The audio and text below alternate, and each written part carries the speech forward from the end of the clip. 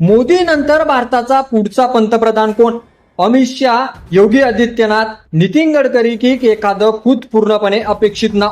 2029 अजून दूर असलं तरी भाजपमध्ये उत्तराधिकाऱ्याची चर्चा आतापासूनच सुरू झाल्याचं बोललं जात आहे.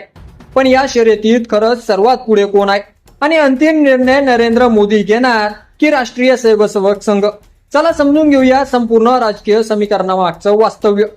देशाच्या राजकारणात सध्या सर्वाधिक चर्चेला जाणारा प्रश्न म्हणजे पंतप्रधान नरेंद्र मोदी यांच्यानंतर भाजपाचं नेतृत्व कोण करणार? 2014 पासून देशाचे नेतृत्व करणारे मोदी 2029 पर्यंत जवळपास 80 वर्षाचे असतील.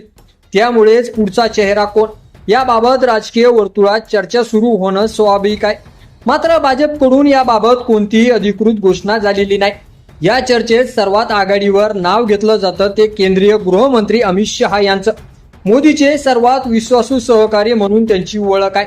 पक्ष अध्यक्ष म्हणून भाजपचं संघटन मजबूत करणं, कलम 370 हटवणं, नागरिकत्व सुधारणा कायद्यासारखे मोठे निर्णय पुढे नेणं, अशा अनेक कारणांमुळे त्यांची प्रतिमा प्रभावी प्रशासक आणि रणनीतिकार अशी बनलेली आहे. त्यामुळे मोदी नंतरच्या नेतृत्वासाठी त्यांचं नाव नैसर्गिकपणे चर्चेत येतं. मात्र ही शर्यत फक्त अमित शहा यांच्यापुरतीच मर्यादित नाही. उत्तर प्रदेशचे मुख्यमंत्री योगी आदित्यनाथ हेही मोठे दावेदार मानले जातात. हिंदुत्वाचा आक्रमक चेहरा आणि देशातील सर्वात मोठ्या राज्याचं नेतृत्व ही त्यांची ताकद आहे. तर दुसरीकडे केंद्रीय मंत्री नितीन गडकरी यांचं नावही वेळोवेळी पुढे येतं. विकास कामं, प्रशासनातील अनुभव आणि सर्वपक्षीय स्वीकारार्हता यामुळे त्यांना वेगळी ओळख मिळालेली आहे. या चर्चेत महाराष्ट्राचे मुख्यमंत्री देवेंद्र फडणवीस यांचं नावही काही राजकीय विश्लेषक घेतात.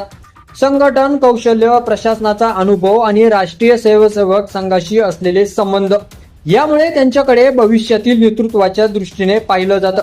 मात्र सध्या ते महाराष्ट्राच्या राजकारणात महत्वाची भूमिका बजावत असल्याने राष्ट्रीय पातळीवर त्यांची पुढची वाटचाल कशी असेल हे येणारा काळच ठरवेल.